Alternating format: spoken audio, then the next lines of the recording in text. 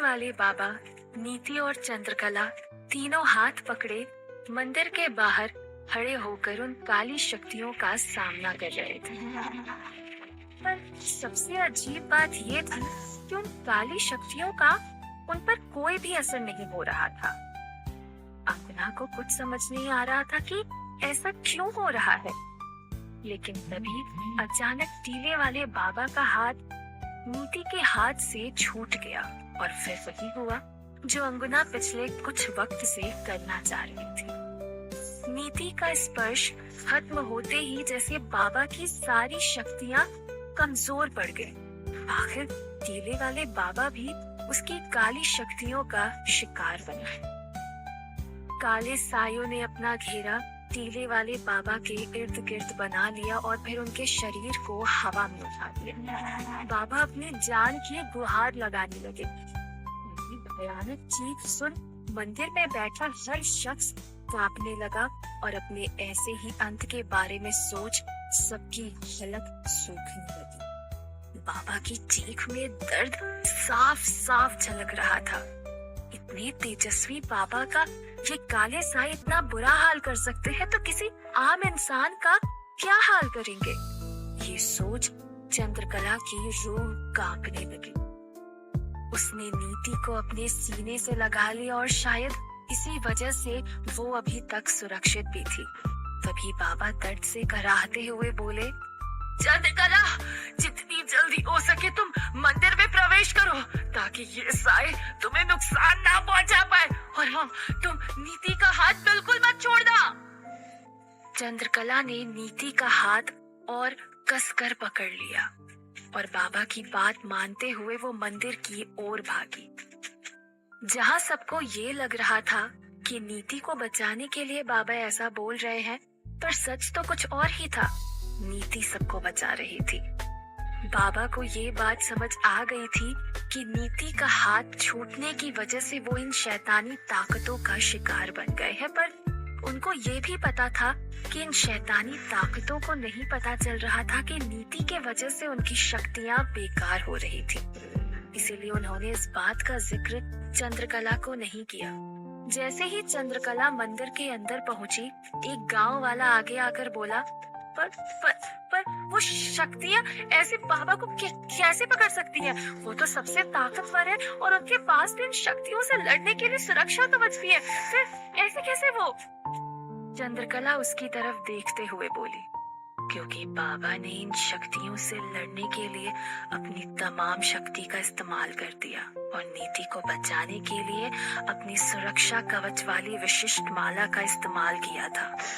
ये सुन वहाँ मौजूद लोगों ने जैसे सवालों की झड़ी लगा दी।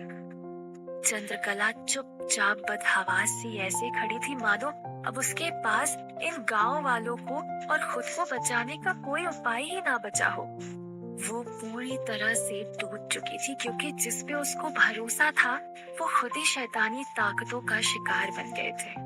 कांपती हुई आवाज में बोली, मुझे नहीं पता कि अब हम कैसे बचेंगे या बच भी पाएंगे। जब तक हम इस मंदिर में हैं, शायद तब तक ही जिंदा रह पाएंगे। ये सुन वहाँ मौजूद गांव वालों के होश उड़ गए। सब चंद्रकला से हाथ जोड़ उपाय तलाशने की विनती करने लगे, लेकिन चंद्रकला अभी बेबस थी। उसके पास बस टीले वाले बाबा का सहारा था। अब वो कैसे बताए इन गांव वालों को? ये सोच उसकी आंखों में आंसू भर आए। गांव वालों के साथ में उसे नीति की भी चिंता खाई जा रही थी। तभी चंद्रकला खुद को संभालते हुए गंभीर आवाज में बोली, मुझे नहीं पता कि हम जिंदा कैसे रहेंगे। हाँ, पर अभी हमें सबको बचाने के लिए कुछ तो सोचना होगा। कोई तो उपाय होगा जिससे इन शैतानी ताकतों से छुटकारा पाया जा सके। तभी माधव आगे आकर बोला, पर हम अब कैसे बचाएंगे? अगर इस मंदिर से बाहर निकलेंगे तो तुरंत उन शैतानी ताकतों का शिकार बन जाएंगे और अगर यही मंदिर में रहे तो भूख और प्यास की वजह से मर जाएंगे। माधव की बातें सुन सब लोग सोच में पड़ गए क्योंकि यहाँ से निकलने का रास्ता तो निकालना बहुत ही जरूरी था। नीति ये सब कुछ सुनकर समझ नहीं पा रही थी कुछ भी। उसको बस इतना समझ आ रहा था कि उसकी माँ बहुत बड़े संकट में फंसी है और उसको वहाँ से कैसे निकाला जाए ये उसको भी नहीं पता था। वो सब अंदर बातें कर ही रहे थे कि तभी बाहर अचानक शांति फैल गई, मानो सारे शैतान वहां से चले गए हो। अचानक हुए सन्नाटे से सभी गांव वाले भी सतर्क हो गए। तभी एक दहाड़ने वाली आवाज आई और वो आवाज अंगुना की थी। चंद्रकला, अब कौन बचाएगा तुझे और तेरे इन गांव वालों को? क्योंकि जो तुम लोगों को बचाने आया था वो तो अब हमारा शिकार बन चुका है। अब क्या करेगी तू? चल, हम दोनों एक सौदा करते हैं। तू और तेरी बेटी को हम छोड़ देंगे, बदले में इन गांव वालों को तू हमारे हवाले कर दे। ये सुन चंद्रकला गुस्से में बोली, ऐसा मैं कभी नहीं करूंगी। गांव वाले शैतानी शक्तियों की आवाज सुन नहीं सकते थे, पर चंद्रकला का जवाब सुन मानो वो समझ गए कि कुछ तो वो शैतानी साए मांग रहे हैं चंद्रकला से। तभी माधव आगे बढ़ा और परेशान होकर बोला, क्या हुआ चंद्रकला? क्या क्या चाहिए इन शैतानों को? वो जो भी मांग रहे हैं वो हम दे देते हैं। चंद्रकला के चेहरे पर घबराहट साफ दिख रही थी और वो बोली, वो मुझसे पूरे गांव वालों को मांग रही है और बदले में मुझे और नीति को छोड़ने की बात कर रही है। ये सुन गांव वाले सहम गए, क्योंकि ऐसी परिस्थिति में कोई भी खुद के बारे में सोच सकता था। गांव वालों के चेहरे पर दिख रहा डर माधव साफ साफ देख पा रहा था। वो भी अंदर ही अंदर घबरा रहा था और उसे अभी खुद से ज्यादा इन गांव वालों की चिंता हो रही थी, क्योंकि सरपंच होने के नाते उसका पहला कर्तव्य था अपने गांव वालों को इतनी बड़ी मुसीबत से बाहर निकालना। कुछ सोचते हुए वो चंद्रकला से बोला, चंद्रकला, उन शैतानी सायों के साथ एक सौदा करो। उनको बोलो कि मैं माधव मायापुर गांव का सरपंच अपनी अंगूठी उतार खुद को कुर्बान करने के लिए तैयार हूँ। बस मेरी एक ही शर्त है कि इसके बदले में वो गांव वालों को और बाबा को छोड़ दे। ये सुन सारे गांव वाले दंग रह गए।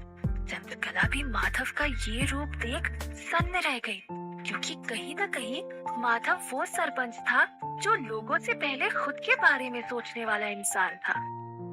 माधव ने अपनी बात को आगे बढ़ाते हुए कहा, वैसे भी ये शैतानी आत्माएं मेरी वजह से ही जागी है। मेरी जिद की सजा आज पूरा गांव पिछले 2 दिन से भुगत रहा है। ऐसे में अगर मुझे अपनी गलती सुधारने का मौका मिले तो मैं जरूर करना चाहूंगा।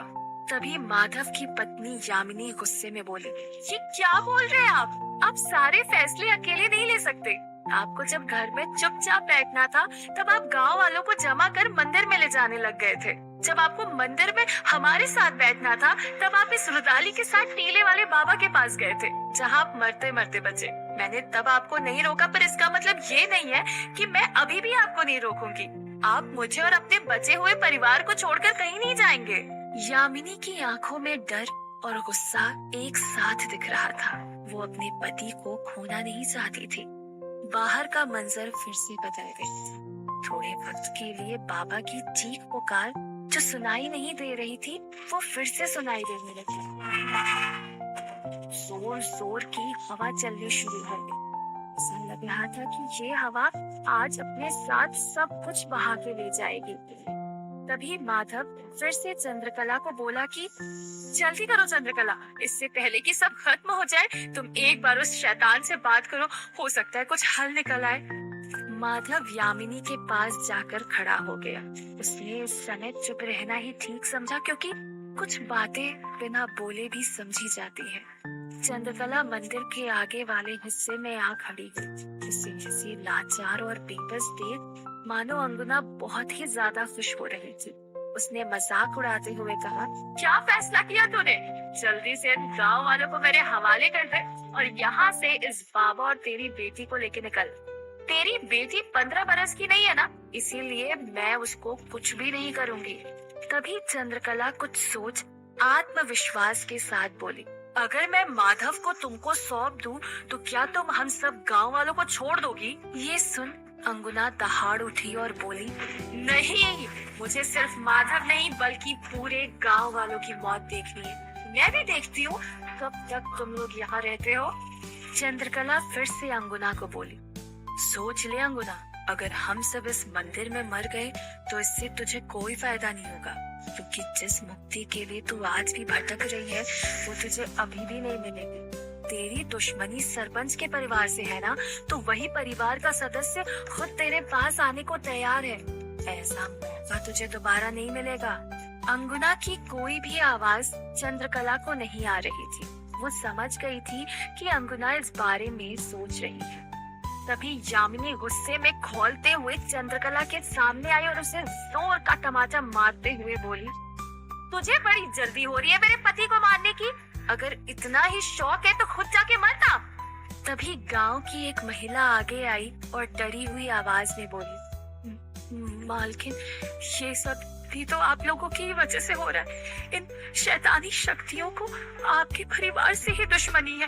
अगर एक की कुर्बानी के बदले समूचा गांव बच सकता है तो इसमें क्या गलत है।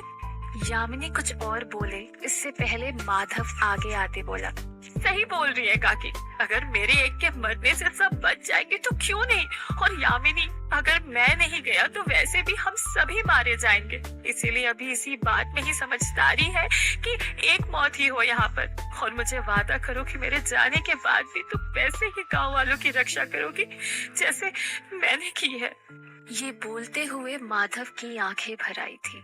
उसको पता था कि यही वो आखिरी लम्हा है जब वो अपनी पत्नी को देख रहा था, पर उसे भी पता था कि यही सही फैसला था।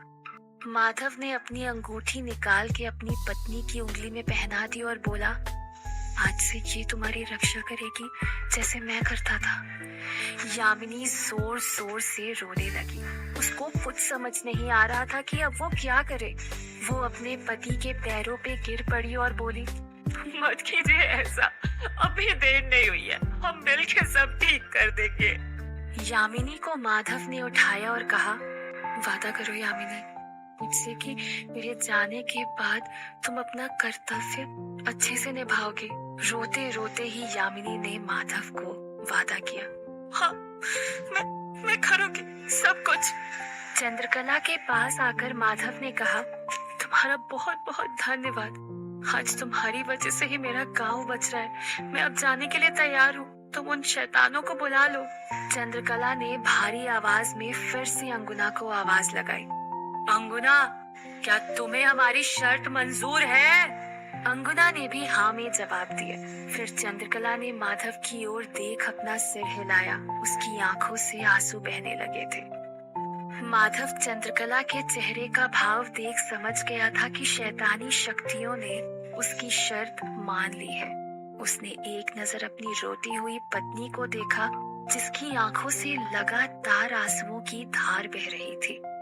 माधव भी नहीं चाहता था कि वो अपनी पत्नी को इस तरह छोड़कर जाए, लेकिन सबकी सुरक्षा के लिए उसे ये कुर्बानी देनी ही थी और अब यही एक उपाय बचा था। वो एक बार अपनी पत्नी के गले लग के भारी कदमों से मंदिर के सुरक्षा घेरे से बाहर निकल गया। अंदर ही अंदर उसे भी डर लग रहा था। उसने एक नजर ऊपर देखा तो बाबा को अभी भी अंगुना ने गले से पकड़ रखा था और वो अपनी दर्द से छटपटा रहे थे। माधव के एक सुरक्षा घेरे से बाहर पैर रखते ही अचानक से शैतानी ताकतों ने उसे घेर लिया। अंगुना ने भी बाबा को तुरंत ही एक तरफ फेंक दिया और माधव की तरफ बढ़ चली। बाबा लगभग बेहोशी की हालत में पहुंच चुके थे। अंगुना ने माधव के पास पहुंच उसे एक ही झटके में हवा में उठा लिया। माधव सांसों के लिए फड़फड़ाने लगा और कुछ ही समय में इसकी आखिरी सांस भी रुक गई।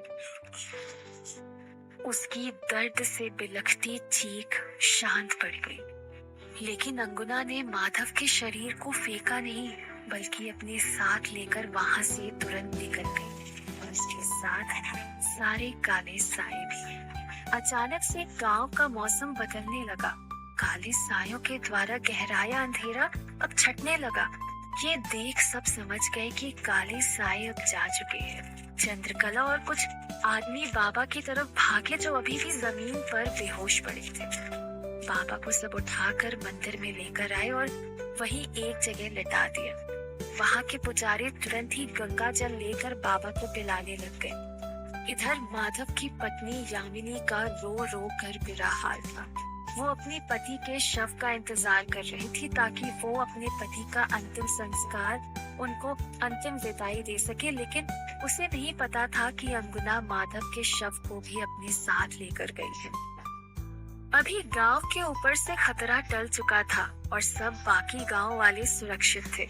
ये देख चंद्रकला के चेहरे पर सुकून भरी मुस्कान बिखर आई और नीति को उसने गले लगा लिया। पर चंद्रकला की ये थोड़ी सी खुशी यामिनी को बहुत खल रही थी। यामिनी मन ही मन में सोचते हुए बोली, चंद्रकला, जिस तरह तूने मेरे पति को मुझसे छीना है, मैं भी तुझे बर्बाद करके रहूंगी। तुझे और तेरे इस बच्चे को उसी तरह मौत मिलेगी जैसे मेरे पति को मिली है। रात हो गई थी। सारे गांव वाले अपने घर जा चुके थे। सभी मरे हुए लोगों का अंतिम संस्कार भी हो चुका था। टीले वाले बाबा भी अब ठीक थे। चंद्रकला ने नीति को खाना खिला के सुलाया था और खुद भी सोने के लिए जा रही थी, लेकिन उसे नहीं पता था कि एक साया चंद्रकला का पीछा करते हुए उसके घर के बाहर आ चुका था। चंद्रकला को लग रहा था कि माधव की कुर्बानी के साथ अंगुना हमेशा के लिए जा चुकी है, लेकिन ये मानना उसकी सबसे बड़ी भूल थी।